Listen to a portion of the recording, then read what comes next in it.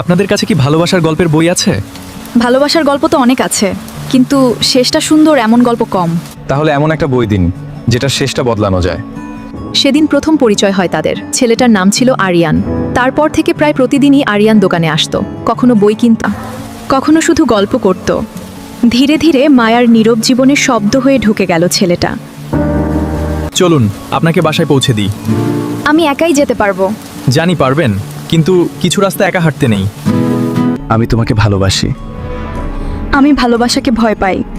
আমার বাবাও অন্যের প্রেমে পড়ে আমাদের ছেড়ে চলে গেছে। সব মানুষ একসময় বদলে যায়। ঠিক মানুষটা এলে ভয়গুলো বদলে যায়।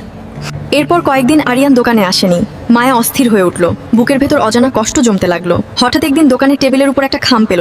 মায়া, তোমাকে বিরক্ত করবো না বলেই দূরে যাচ্ছি, কিন্তু একটা কথা সত্যি, জীবনে প্রথমবার কাউকে দেখে আমার মনে হয়েছিল তাকে হারাতে চাই না। চিঠিটা পড়ে মায়ার চোখ ভিজে গেল।